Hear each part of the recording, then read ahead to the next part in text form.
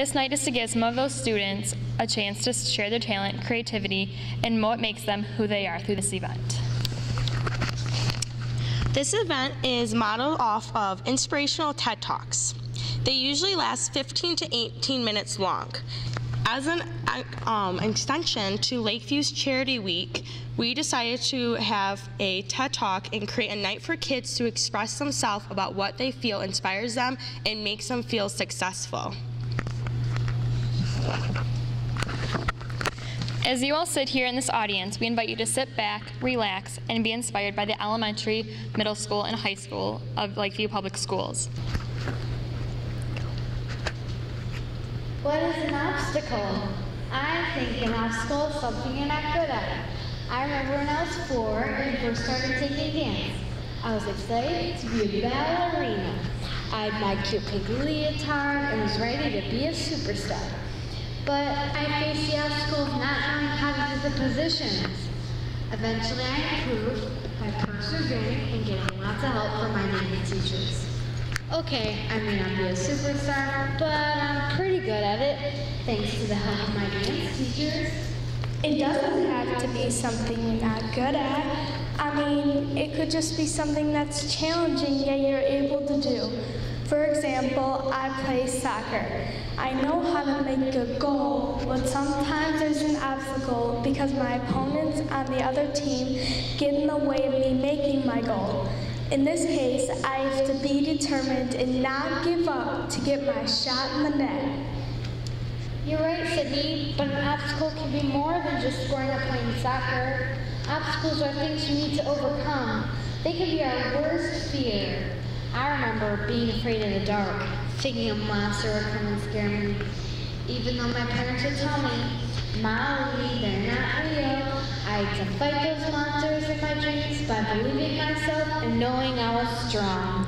Or it can be trying to accomplish a goal. Sometimes obstacles can be harder to conquer because we know what we want the end result to be, but we just don't know how to get there. Yeah, like bullying. No one wants to be bullied or teased, yet it affects so many of us. I want all of you to look around this room. Many of us were probably bullied at one point in our lives. It makes us feel powerless. It makes us feel terrible about ourselves. Being bullied is an obstacle many of us go through. And how do you overcome it? That's a hard one. I think to overcome bullying, you have to believe in yourself. Like how you overcame the monsters in the dark, Molly. Stick up for yourself. Believe you're worth standing up for. Yeah, and you have to know what to do if you're ever faced with the bully. You need to be determined, like you, Sydney, when you're trying to get that point in soccer. Tell that bully to stop. Tell them what they're doing is wrong. And don't be afraid to get help. Molly, you were able to get help in learning to dance. Sometimes obstacles like bullying need the help of others. It's okay to ask for help. Sometimes I see kids just watching it happen. We don't want to be bystanders. We all need to do our part by helping our friends and seeking adult help. Or stick up for them. Life is a rocky journey, so just remember, there will always be some bumps in the road. Or obstacles in the way. But even if these are hard to overcome, you can still conquer them.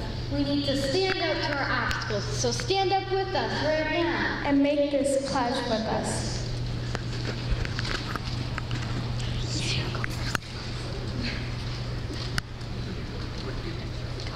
I will believe in myself. I will ask for help if I need it. I will be determined and not give up. I will be there for others and help them when they need it. Thank you for taking this pledge with us. You may take your seats. Remember, together we can make a difference and overcome our obstacles.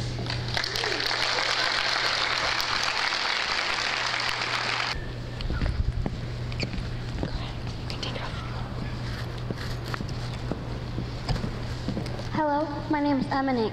I'm a 5th grader at Harmon Elementary. Today, I'm talking about inspiration and motivation. To me, being inspired means I have the desire to do something you never thought you could. Motivation is something or someone that pushes you to reach your goal. You can find these things in the oddest of places. My story of inspiration and motivation comes from my teacher right now, Mr. Brazelton. He was my first male teacher. I was shocked, nervous, and a little bit intimidated. I am usually an outgoing girl who has no problem making friends or connecting with my teachers, but I didn't know how I could connect or relate with him. But as weeks went by, Mr. Brazelton taught me how to make learning fun. He made science songs, and he's constantly joking around with us. He inspired me to learn and become interested in things I hadn't been in before. For example, I never thought social studies would be something I enjoyed learning about. But Mr. Brazelton breaks it down so that even the Revolutionary War was an exciting adventure. And surprisingly, my motivation to learn came from this unexpected place. So thank you, Mr. B, for motivating and inspiring me to be the best student I can be. I will continue to go above and beyond.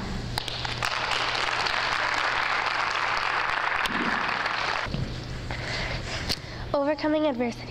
Hi, my name is Taylor Tequila. Hi, my name is Emma Brenda. And we are going to tell you our story about how we dealt with adoption in two very different ways, but overall had to deal with adversity.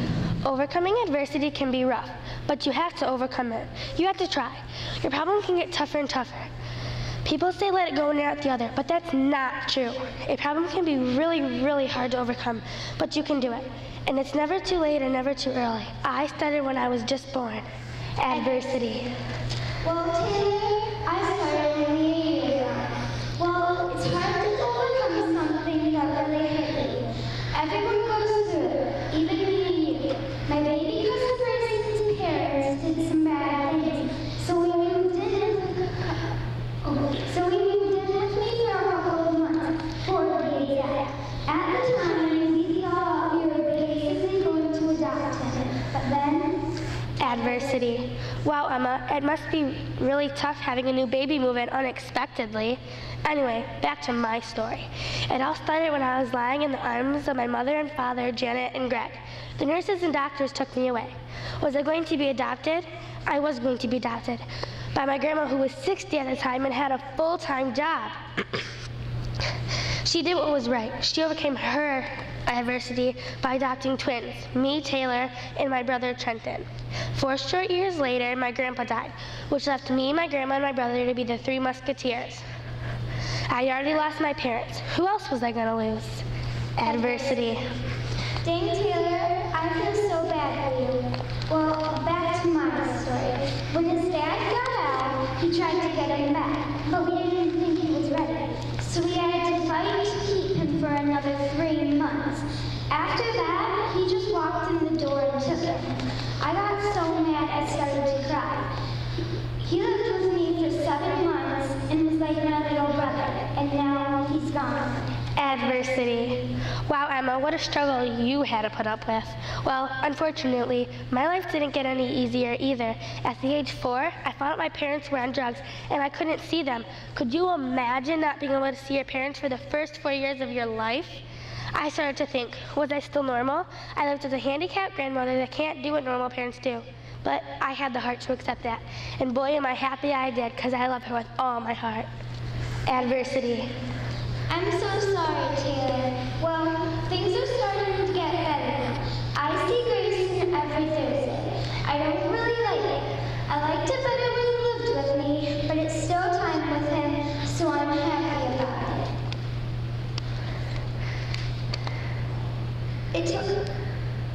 It was very hard not seeing him daily, but I took in every piece of advice I could get. And after about 5 weeks of him not being there with me, I kind of got used to it. It was very hard to overcome my adversity, but I worked very, very, very hard, and I did it. Adversity. I couldn't even imagine being in that situation. Anyway, despite my parents not being there for me, I still loved them, and I found out my mom was pregnant with a new baby boy, Josh. I was devastated, mostly at the fact that it wasn't my father. The worst part was Josh was able to live with my mom, and I wasn't. Was I jealous? Yes. He got all the attention. And my brother and sister, Miranda and Gregory, might have been jealous too. I can forgive them, but never forget adversity. Obviously, I'm still struggling with adversity in my life, but I have a grandma that loves me, and I have a brother too. As long as I have them, we can be the three musketeers and overcome our adversity together. Obviously, I'm still struggling with adversity too, but as long as I can see Grayson, I know that I will be okay. To overcome adversity next time, even if you have a really bad problem, you know the best solution is to overcome your adversity.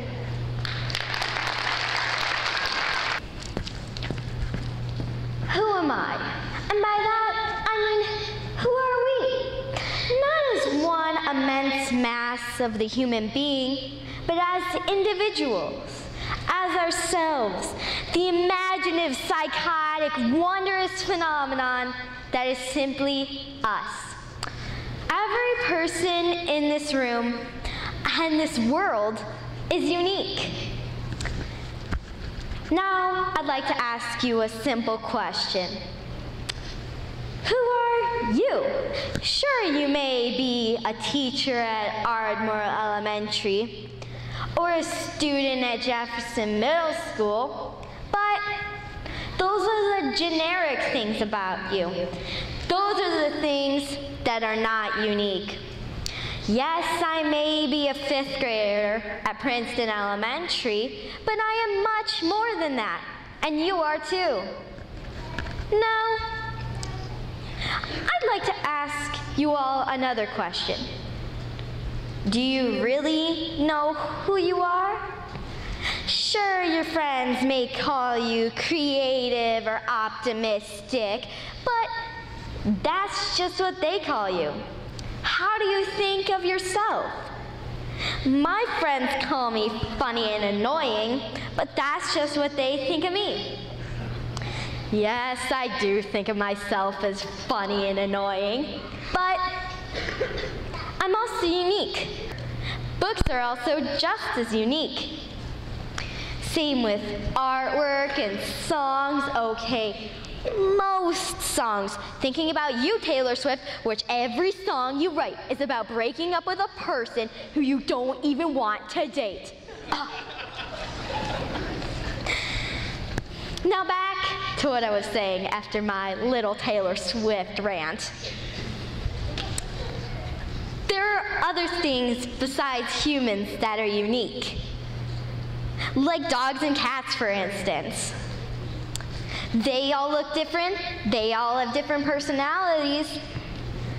The cause of our uniqueness is a mixture of two important things: the choices we make and the genes we get from our parents and grandparents before we are born that causes us to look different from that random person sitting next to you. But it wouldn't be random if the person was your friend, right? So, those two things cause our uniqueness. And there's one more thing I would like to say. Think about it. It's not who am I, it's who are we. What inspires you? If you think about it, it's something that you can do for hours, yet it feels like minutes. It's not only fun, like riding a roller coaster or hanging out with your friends. It's more than that. It's giving back, or the moment you realize you can do something with the help of others. Reading is my inspiration. I have loved to read ever since I was born. No, really, even probably before that. My mom says that she would read to me even before I was born. I have to wonder if that's why it feels so natural. I can spend hours reading, get lost in a book. Why is reading so inspirational? One reason is that it can bring back memories. I want you to close your eyes and listen. The little blue engine pulled and tugged and tugged and pulled. I think I can, I think I can, I think I can. Slowly, slowly, the little blue engine began to make its way up the hill. Okay, open your eyes. Where did you find yourself? On the couch with your mom or dad? Or maybe even in your kindergarten classroom? Reading can take us back to those moments and inspire us yet again. Okay, that was a book from my preschool days. I'm on to reading more complex stories now, like the Divergent trilogy. I found myself fascinated by the main character, Tris, mainly because she was just an average teenager trying to find out who she was and where she belonged. Throughout Divergent, she pushes herself into this dauntless, or shall I say, fearless faction. I want you to close your eyes again as I quote a part from the story where Tris must jump off of a moving train onto a rooftop for the first time. Here, Christina says. I raise an eyebrow at her hand. I just can't do it unless someone drags me. We stand at the edge of the train car as it passes the rooftop. On 3, she says. 1, 2, 3. We launch off the train. A weightless moment, and then my feet slam into the solid ground, and pain prickles through my shins. Christina laughs and says, that was fun. Okay, open your eyes. Do you feel brave like Tris? Reading can make us imagine things we never thought we would ever do, or even could do. Okay, maybe I don't want to jump off of a train, but it still inspires me to be brave and believe in myself. I felt like I was dauntless when I played football this year. Not only can reading stories be inspirational, but the actual act of helping others learn to read can also be very inspirational. Back in the early 70s, my Uncle Gary was having a difficult time in school and was diagnosed with a learning disability at the age of 7. My mom tells me stories of my grandma sounding out letters in alphabet books, singing rhymes, and always reading to him. My grandma would bring books to life, like having my Uncle Gary try the chamomile tea whenever she would read Peter Rabbit. Slowly, my Uncle Gary learned to read and graduated high school. This not only inspired my uncle, but it also inspired my mom and her twin, Aunt Tammy.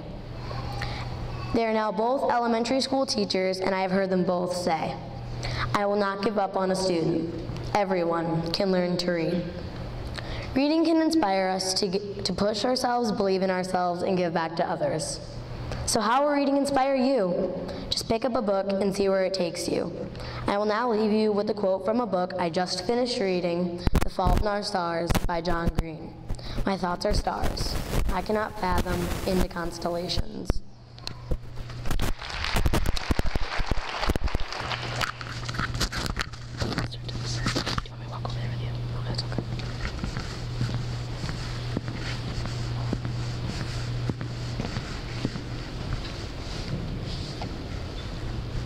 Let's start off by thinking, how many steps do you take in an average day?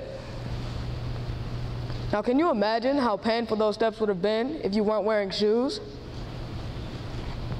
Do you realize how wearing shoes can make a difference in your life? Now, I can imagine that we've all seen less fortunate people in here.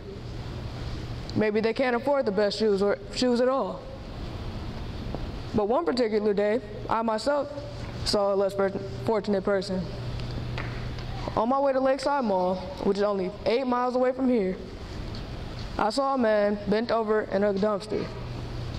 He looked to be in his late 40s. He was a tall, slender man. But what puzzled me was why he wasn't wearing shoes.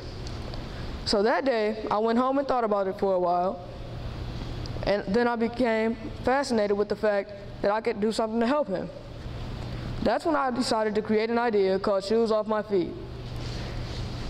And I have a lot of volunteer experience through Forgotten Harvest, who gives out food, and also through Eagle Sports Club. They teach children how to play sports, and they also teach children about God. Shoes Off My Feet will be an organization to teach people how to give back to the community by donating a pair of their shoes that they may not be able to fit or that they only wear once a year. Now, with Shoes Off My Feet, they can help people prevent from getting diseases. Shoes prevent diseases, illnesses, and also other things that can harm us. Over 300 million children worldwide are without shoes. and parasitic diseases can plague over 1.4 billion people worldwide. We can do something to change that by just donating pairs of shoes. So after looking at these statistics, and after hearing these statistics, I hope you feel the same way I feel. I am obsessed with making a change now. So all we need to do is to donate our shoes. Maybe we can't fit them. Maybe they're not old, not new. They don't have to be the best. Just donate them. Knowing that that's the only problem that we have, and we could easily fix that, that is astonishing to me. What's the use of having shoes that you only wear once a year when people are dreaming about having shoes to wear every day? Help me make that dream come true.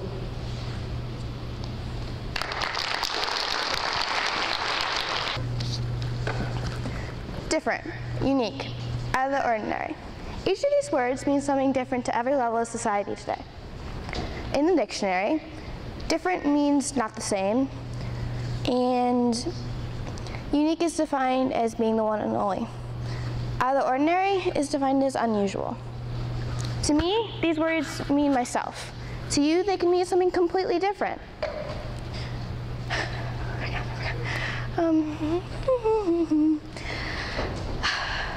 What do these words make you think of when you hear them?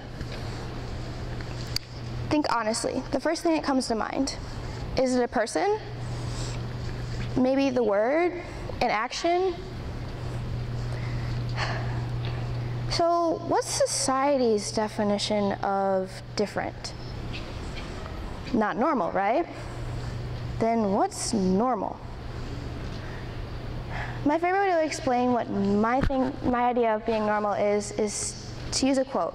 A person had once said, being normal, what's that? It's a setting on a washing machine. Who wants to be that?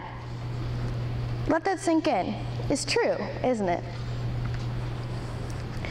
I've been thinking, and if nobody is unique and nobody is different, then what do you have? Well, you certainly don't have expressiveness or uniqueness. You simply have a society full of bland, overdone lemmings who color inside the lines and don't think outside the box. That's no fun. An example of somebody who inspires me to be unique is Hayley Williams, lead singer of Paramore. She inspires me to look at the bright side of things, even in the darkest of times. And even though I'm only 13, I've had some dark times, and she's always inspired me to look on the bright side and get through them. She also inspires me not to care what people think of my decisions. She inspires me to just do it if it's what my heart and my gut tell me to do. That's the big picture, you know? Do things because you want to, not because your friend says it's cool or not cool. It doesn't matter whether it's society's normality or cool or not cool, because America's uniqueness is her strength, and we need to embrace our differences and encourage them, not discourage them. Whether what you do is unique or maybe bizarre, you need to follow your heart, because it could take you places. You never know how far you could go. So you should dare to be different and dare to be unique. Thank you.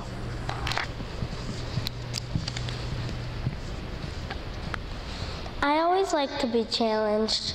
I have been challenged by the Lakeview the Elementary Accelerated Program, or EA2. Getting in the EA2 program was a big challenge itself. A few other challenges I had were sports and science Olympiad. I've been challenged by the EA2 program because when I first started, I felt that there was so much work and I would never finish it. Then I remembered when I was in regular classrooms, I wanted to be challenged more. I took the assignments or projects and did a little each day. I learned all about time management. It took some practice to accomplish this.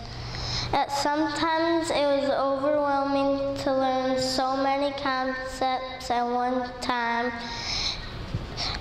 I learned how to slow down and give my best efforts. Another challenge in my life is sports. I play softball and do cheerleading. In softball, my challenge is pitching and catching. It is difficult for me to know the right timing to let go of the ball. My challenge in cheerleading is to be sharp with my arms and do kicks. The routines can be long and complicated. It gets overwhelming to get everything right. I also been challenged by Science Olympiad.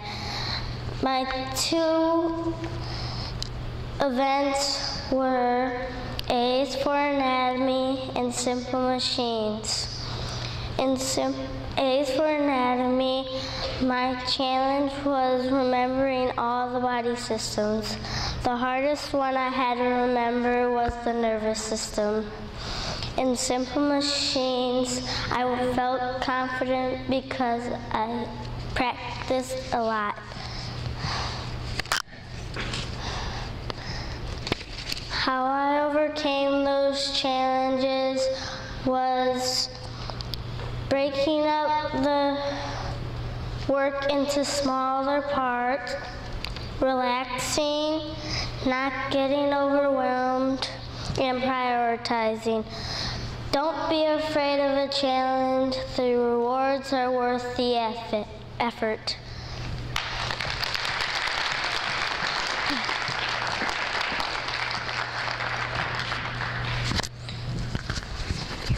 Thank you.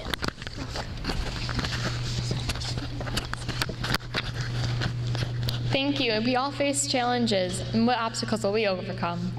Remember to tweet your thoughts back at #WeAreLPS.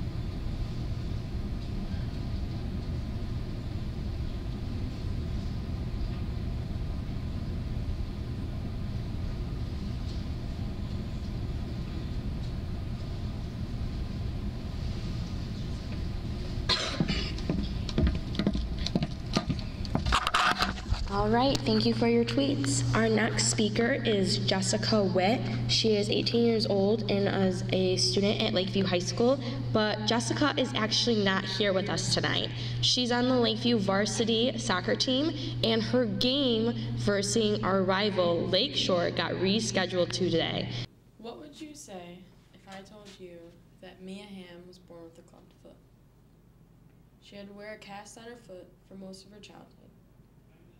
What would you say if I told you that Mia Hamm was asked to play on the U.S. women's soccer team at the age of 15?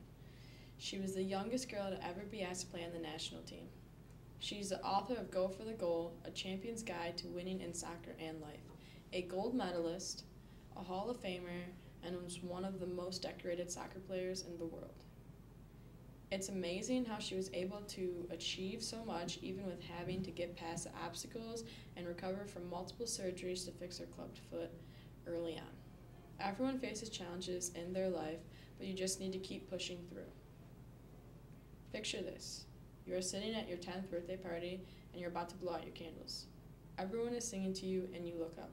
You see your mom, you see your grandma, you see your aunts and your uncles. You see your brothers.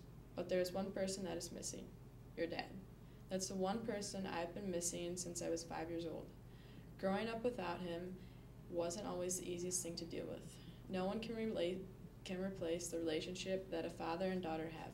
But thankfully, this has only pushed me to try harder in life and cherish the relationships I have now.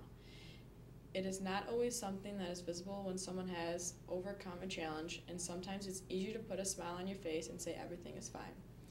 The only thing we have to realize is that everyone has something going on or has had something happen that shaped them to be the person they are today. Who here had a rough 9th grade year? Well, I sure did.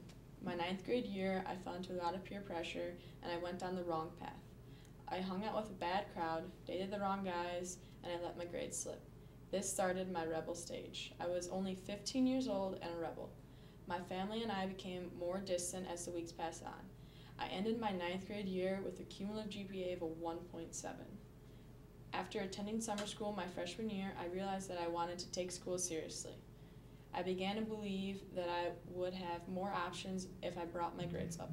I didn't like how I was presenting myself. I worked really hard the next couple of years to build my GPA up. I am now in the last semester of my high school career. I really only have 2 weeks left. My cumulative GPA is a 3.0, and thankfully I am now eligible to play soccer in college.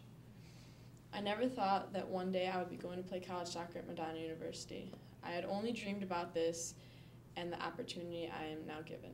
With hard work and constantly pushing forward, I will now be playing soccer in the fall. Not only will I be playing soccer, but more importantly, I will be studying criminal justice in hopes of one day becoming an FBI agent. One of my absolute favorite characteristics about myself is how unique I am. There are more people in high school who want to follow the leader, but sometimes those leaders can lead you down the wrong path. Alcohol, drugs, and other negative choices can become easy temptations in high school, but those negative choices ultimately just destroy people's lives. There are those in high school that think these types of choices are cool and fun, but really it puts you under the influence and does not give you control of your own body. Why would you want to ruin what you have going for yourself by getting in trouble with the law? I would have never gotten to the point I am today, the opportunity to go to college, the opportunity to play college soccer, if I would have followed the cool group. I hope that everyone here today hears this message, understands that we are all going through something or have gone through something that has changed our lives. I challenge you to be unique and be a leader that people should be following, a leader that continues to push through. I also challenge you to be more understanding and more caring to others. A smile or a hug can go a long way. Thank you. Before I begin, I want all of you to close your eyes. Now think, what is your purpose in life? Is it playing a musical instrument? Performing? Sports? Maybe it's to help as many people as possible or something along the lines of that. Some of you might not even know what it is yet. All right, you can open your eyes. In my opinion, your life's purpose is what you can do to the best of your ability that makes the world around you a better place. Some people, really most people, haven't found their purpose yet. I still have to discover mine, but I have a while to go. I'm only 10. Even though I'm just a kid, I want to help you to find what makes you happy and helps others. This speech is mainly directed to those of you who haven't found your purpose yet. It's all about living life to the fullest. Whenever I go to the Cranbrook Institute of Science, or any museum, I feel like every exhibit must be seen, or else. When I was about, 5 or 6, my exhausted parents had to drag me out of the Field Museum of Chicago, crying, after having been there for well over 3 hours. I just had to see every last dinosaur bone. Try opening new doors. In 4th grade, my parents suggested that I try swim team. I despised the idea because I thought it was going to be too hard and boring. I've been on the St. Clair Shore Sea Serpents since then, and I'm on Jefferson's swim team right now. It's not nearly as horrible as I thought it was going to be, and I plan on signing up next year. Work on discovering new territories. Not that long ago, I was stuck in a tree branch about 6 feet off the ground. My dad told me to swing down, but I didn't know what would happen or if I would get hurt. I was so reluctant to, I was terrified. Clearly I got down, otherwise I would either still be there or in a hospital bed. The point of that story is to swing out of your tree. Get out of your comfort zone and try something new. Even just appreciating everything around you is important. I was in the event Don't Bug Me for Science Olympiad, and from it I learned that the smallest, most hideous insects are actually necessary to the human survival. Just live every day like there's no tomorrow. Basically, if you don't change something today, it won't be any different tomorrow. Now, people must work to create change because good results are not always just handed over to them. It's about giving, not getting, a quote you've all heard many times. As Winston Churchill said, "You make a living by what you get. You make a life by what you give."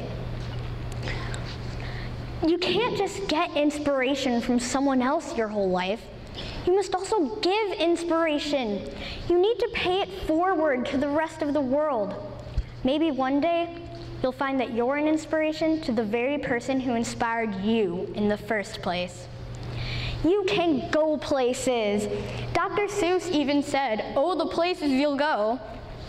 Live the whole world, not just your community. The things that you do now could one day affect the rest of the world.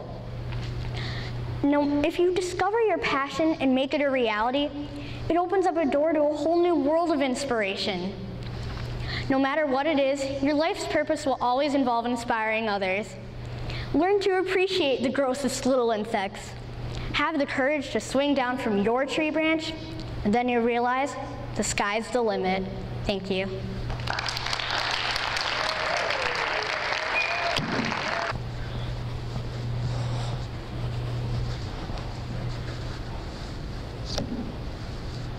Unique. Unlike any other, different. There are many types of unique. For an example, you can be a unique dancer, a unique basketball player, a unique singer, even a unique artist. Unique is whatever makes you different from anyone else. There are a lot of unique people in the world who aren't afraid to step out into the light and be different. Take Katy Perry, Nicki Minaj, Lady Gaga, and Christina Aguilera. Christina Aguilera made a song called Beautiful to let people know it's okay to be different and you don't have to be scared. Imagine if everyone in the world were the same and not one person was different. The world would probably be just boring and plain and original. We wouldn't see new things until they came out into the light and we would notice them. You could be unique by your hair, your personality, the way you dress, the way you act, even your race. If it makes you unique and it makes you different, then that's who you need to be. My message to you guys is to embrace life, be different. Because I believe that you are beautiful no matter what they say.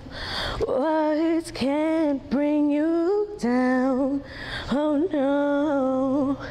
Be that unique person you'll be proud to know. Thank you.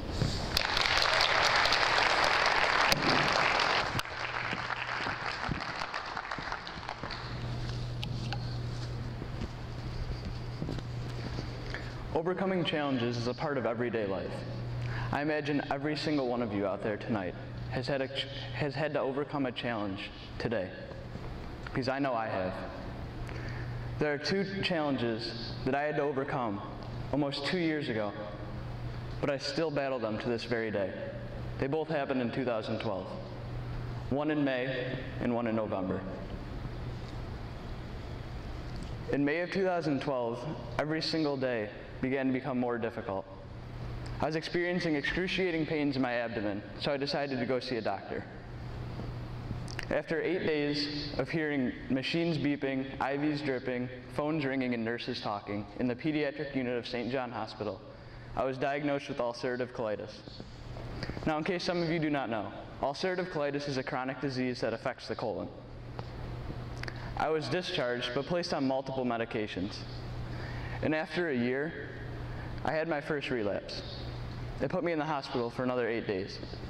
This happened about a month before my senior year soccer season, and in the condition that I was in, there was no way I was going to be able to play. Now, ulcerative colitis is just a page in the chapter in the book of my life, and I'm not going to let it stop me from doing what I love. It was November 7th, 2012, almost 1.5 years ago, but I remember it like it was yesterday. I was sitting in my U.S. history class, the third row, last seat, next to my best friend Josh Knoll, when the phone rang. We were watching the movie Rocketeer. My teacher walked down the aisle that I was sitting in, bent down next to me and said, "Justin, you need to go down to the office right now." I was a sophomore in high school, and every thought ran through my head. What did I do? What did they catch me for? Those security cameras got me again. But when I got down there, I knew something wasn't right. My mom was standing in there with the look on her face like she just saw a ghost. I walked up to her and I said, "Mom, what's wrong? Why aren't you in work?" She cradled me in her arms and said, "Justin, your father and 4 of his friends were involved in a very bad car accident. You need to come with me right now." My heart stopped. My father and 4 of his friends were on their annual pheasant hunting trip in South Dakota. They go every year, but this year something was different. They decided to come home early. It was November 7th at 5 a.m. They were going eastbound on Highway 20 in Millette, South Dakota, when they were T-boned by a semi-truck. 4 of the 5 men were killed on impact. 1 man sustained life-threatening injuries and was airlifted to Aberdeen, South Dakota. That one man that fought, pushed, and would not give up was my father. Me and my brothers spent about a month or so in Minnesota, where they airlifted him from South Dakota. Now that month that we were there, I can't even begin to tell you what I experienced. The roller coaster of emotions that I was on was horrible. But he fought, and just like me, he would not give up. And I'm proud to say that he's in the audience with us tonight.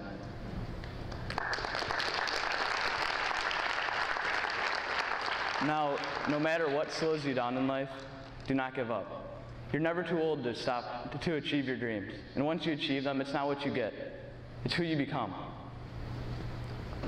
And like I said, ulcerative colitis, that's not going to stop me.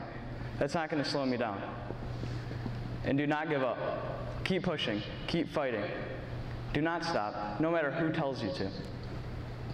Because if you believe in faith, and you can get pushed, if you can get knocked down and get back up, and you believe in perseverance as a great human quality, you can find a way. Thank you.